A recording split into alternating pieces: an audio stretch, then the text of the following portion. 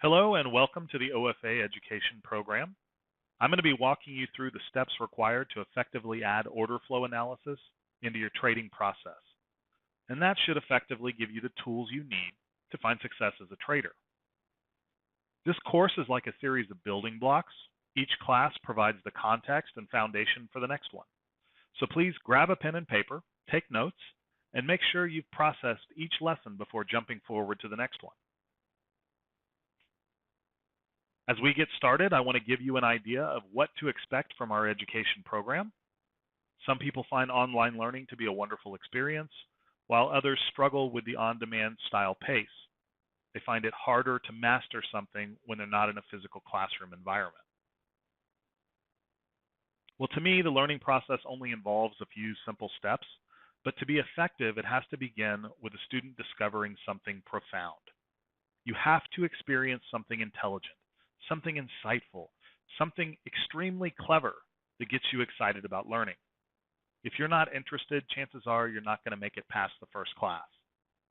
So assuming I can get you interested, you need to see a demonstration, something you can visually connect with that reinforces your interest in the subject.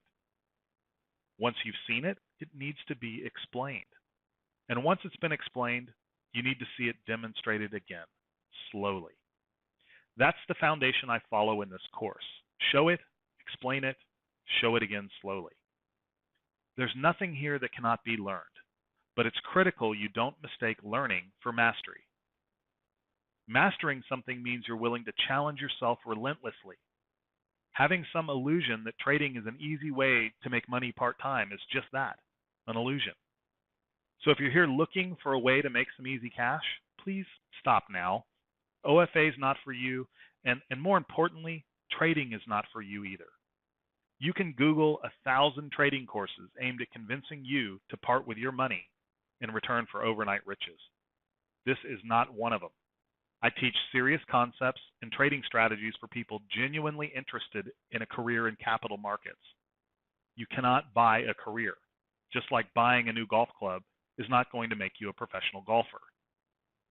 We offer you a path for mastery, but let's start with the learning process and see if we can show you something profound. To begin, I'm going to have to provide some context. I don't want to assume that you're already versed in all things trading. Many of you, no doubt, have shelves full of trading books, piles of trading magazines, and lots of trading software. Lots and lots. But even if that's the case, I'm not taking anything for granted. I want to prep the class step by step, and that requires even the brightest in the room to take a step back and get some perspective. Technical traders generally use charts to analyze market data. A chart is a series of price history, represented in the vertical scale, spread out over a horizon of time. Now, I use the word time here loosely. Time doesn't have to be the actual unit of the horizontal axis. Often it will be, but we could just as easily use periods of trading volume, lunar cycles, or how frequently you brush your teeth. It simply allows us to organize the data. This particular type of chart is known as a bar chart. Each series of price and time is organized into little bars. So green bars represent a period of time where price rose, and red bars are when price declined. The little tick mark on the left of each bar marks the open price, or the first price traded in that period. We can see the lowest price, the highest price, and the closing price, shown here on the right side. The close price is actually the last traded price, which you can see here on the red bar. In the event that a bar has not actually closed and moved on to the next one, we refer to it as the last traded price because we're only recording history up to that point in time. When you get down to the nuts and bolts of trading, the only thing that we're really trying to do is make money. To do that, we try to sell at a high price and take profit at a lower price. To do this, we need to buy back what we sold. This is known as a short trade. We sell short and buy to close. The other way we try to make money is to buy low and take profits at a higher price. This is a long trade and probably far more common to the novice trader. We buy long and sell to close. Now, while this sounds simple, it's important that you understand the buying and selling relationship when we start talking about more complex concepts. So I want you to write it down. We buy from someone to go long, and we sell it back to someone to close the position. We buy from someone to go long, and we sell it back to someone to close the position. We have to understand that someone has to be on the other side of the transaction for us to get in a trade and for us to get out of a trade. How we interact with other market participants determines how profitable we'll ultimately be. So there's many types of charts that we can use. Here's a candle chart showing the exact same data. It has a different look and feel, but it's exactly the same information. Many times when I'm doing presentations, I'll poll the audience to see what type of chart they prefer.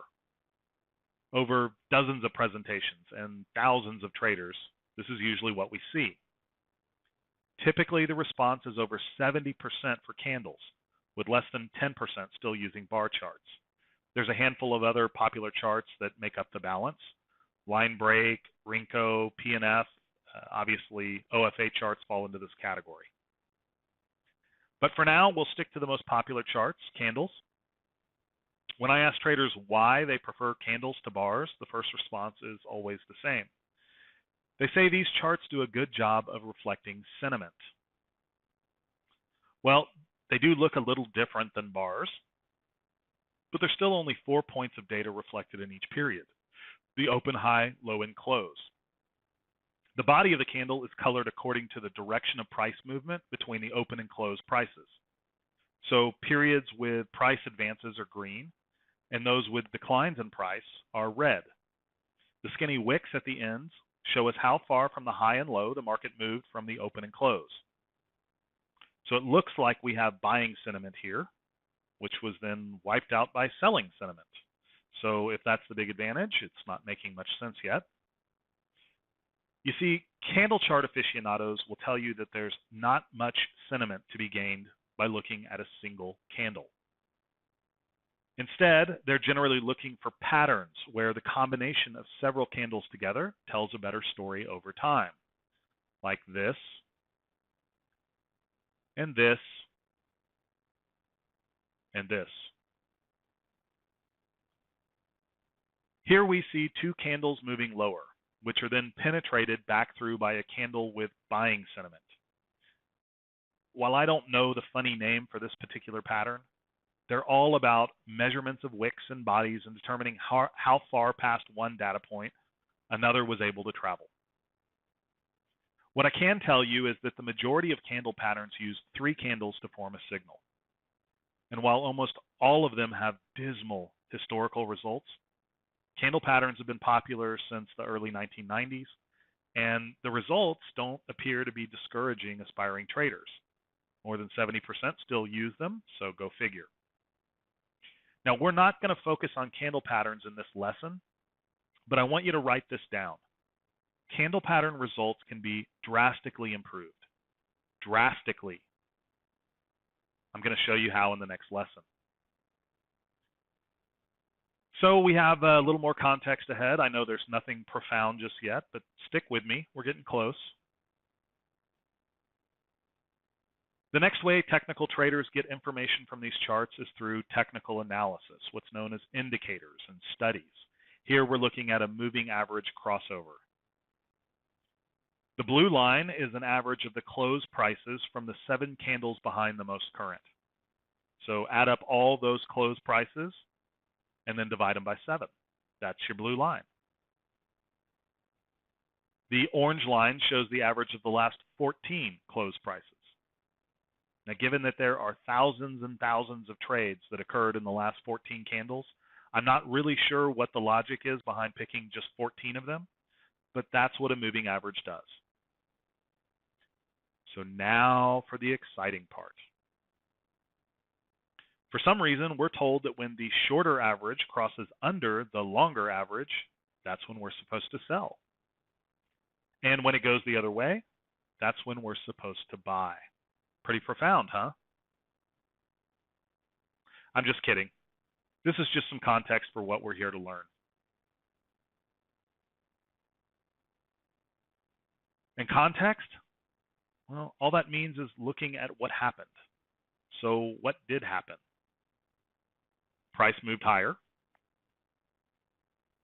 and there was a moving average crossover after it started. And technically, there was a candle pattern after it started too. These three candles are known as white soldiers. And that pattern happened right after a moving average cross. And then the market moved up. But is this profound? Not really. It's still just what happened. The indicators didn't make the market move up. What about this one? This is three black crows and a moving average cross to the downside. I wouldn't have wanted to short that one. So what I'm saying here is that all of this could simply be luck. In fact, empirical statistics prove on a daily basis that most of the time, results like this are less likely than the results of a coin toss. So I'm not going to say that this is some profound enlightenment. And I'm certainly not going to teach you to trade using something so utterly unprofound. It happened. Now it's time to move on. But learning why something happened, now that's entirely different.